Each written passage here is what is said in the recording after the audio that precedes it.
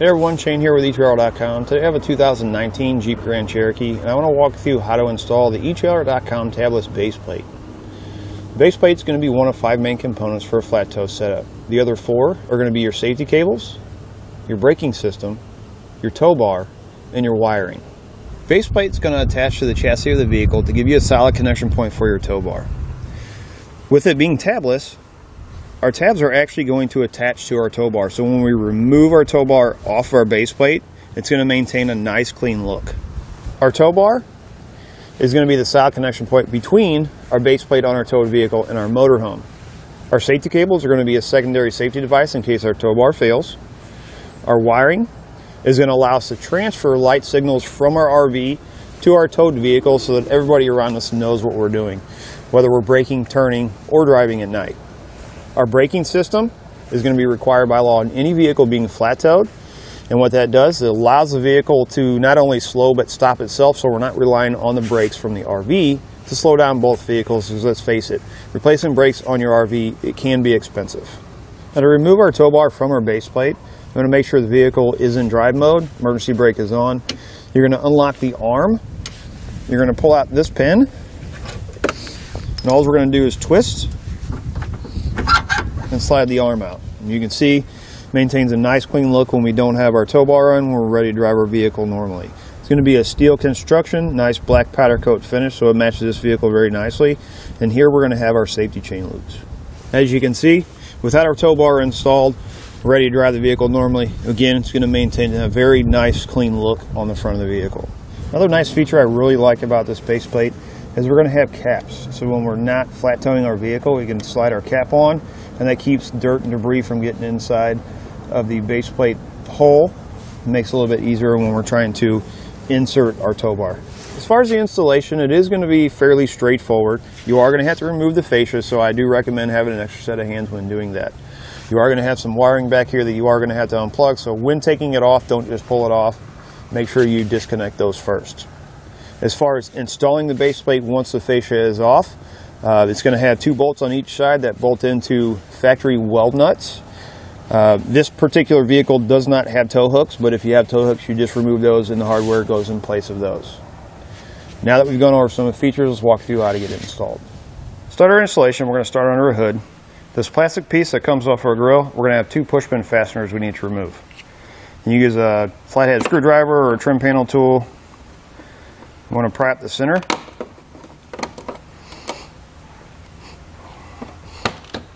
And then pull out the base as well.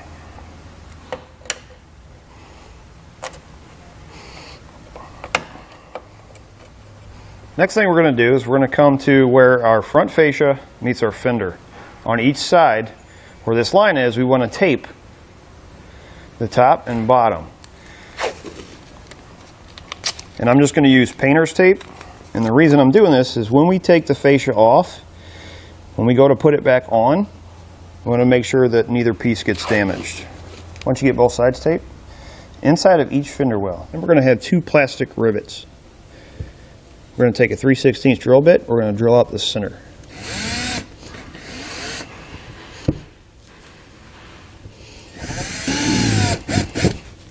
On the underside of our fascia, we're going to have 4 push pin fasteners we need to remove. We're going to do the same thing here as we did with the push pin fasteners underneath the hood.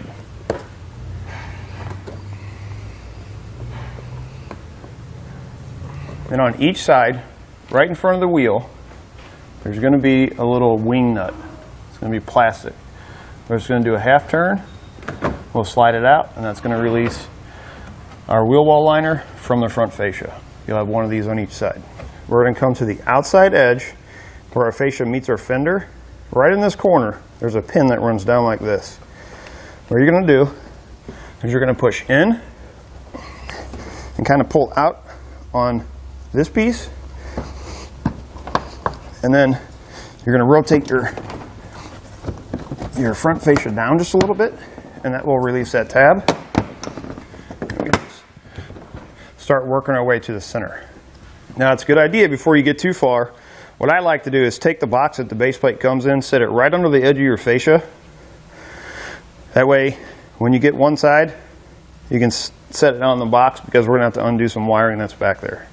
It's also a good idea to have a second set of hands. We're going to come up here to the top. You're going to pop these panels up like that. And then we'll get our second set of hands. We'll have one person on one side and one on the other. If you have the washer fluid or your headlight sprayer, those need to come out. You're going to push these tabs out, slide the sprayer forward, and push the tab out. Then on each side we're going to have to unplug our fog lights. We're just going to pull up on these two black tabs on the outside. And then we're going to have one extra plug on our passenger side. And it runs directly down from here, sits right there. Next, we're going to temporarily remove our air deflector. We're going to have the same fasteners as we did in our wheel well liners. They're going to look like this, half twist and pop them out. We'll have 3 of them. One on each side and then one in the center. Next thing you're going to do is, if you have tow hooks, you're going to need to remove those. We don't have them, so we're going to skip that step. We're going to come to our fender liner, where our fender liner hits this pan underneath. Right in this corner there's a bolt. 10mm head bolt. We need to remove the one from each side.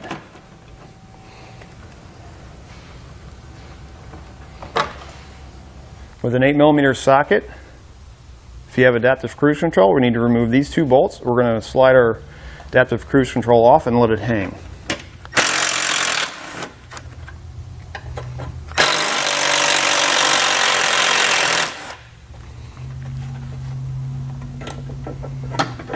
Slide out like this.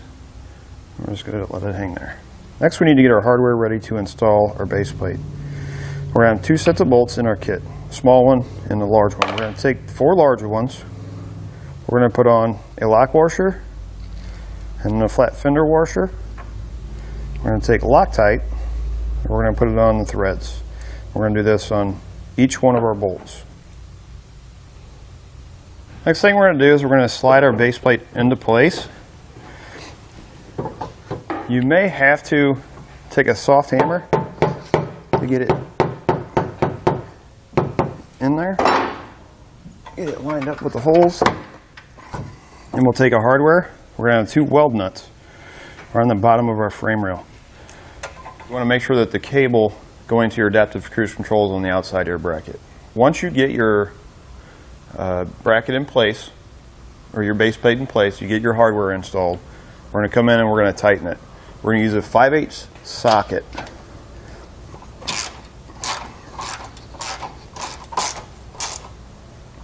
Once we get it tightened, we're going to come back and we're going to torque all the hardware to the specifications and the instructions.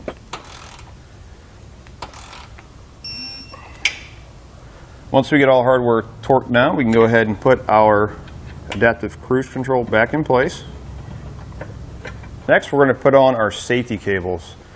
Now these have to go on before you put the fascia back on.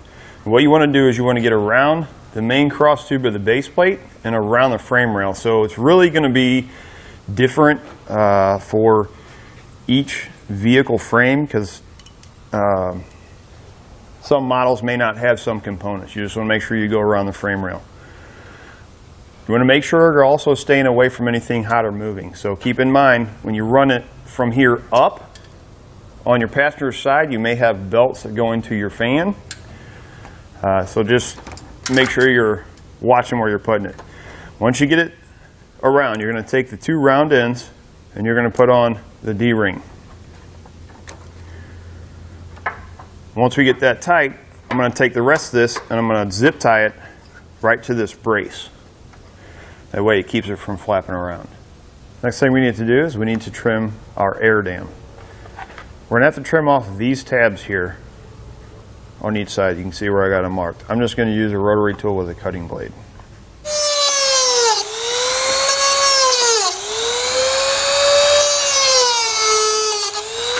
Once we get it trimmed, we can reinstall it. So we can reinstall our fascia in reverse order from the way we took it off. What I suggest doing before you install your fascia is any other components you're going to be putting on, put them on now while your fascia is off, like a braking system or your diode wiring, because it's going to make it a lot easier to mount your stuff and run all of your wiring, because our fascia is going to have to be trimmed out around our base plate. Rather than trimming it out here and then coming back later and having to take it back off, mount everything else, and trim it a second time, go ahead and get it all mounted. That way we can trim everything out at one time. We don't have to take our fascia off. This bracket is for your diode wiring. This comes with your base plate. It's going to come bent, but there's nowhere really on this vehicle to mount this. So you can see what I did is I put it in a vise and I flattened it out. I just ran bolts or drilled holes all the way through the bumper beam with a bolt and put a nut and flat washer and lock washer on the back side. My breakaway switch, I just ran a bracket down from the bottom hole and mounted it on there so everything stays together. And then when I go to put my fascia back on, when I cut everything, everything stays nice and clean. We need to come to the underside of our fascia and get it trimmed.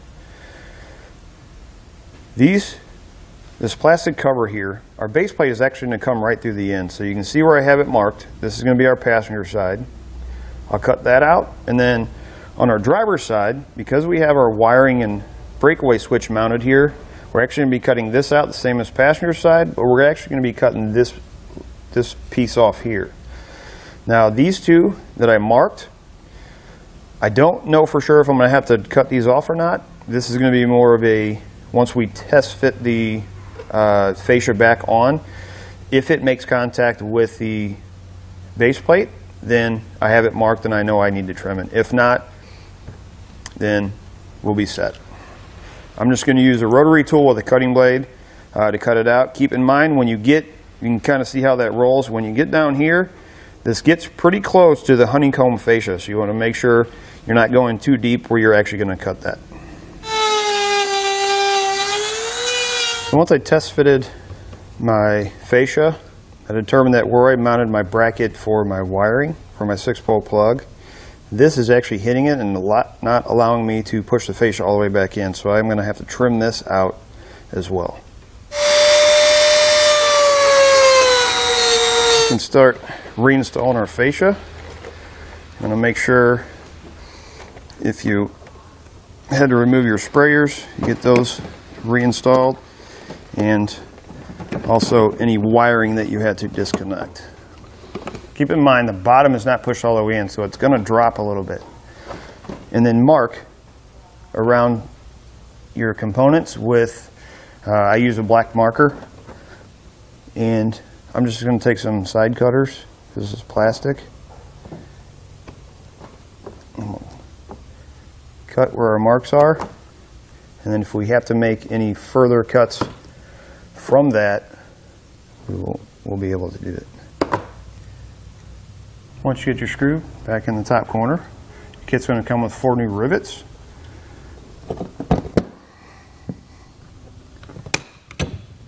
Once you have your fascia back in place, everything's trimmed out accordingly, you're ready to go.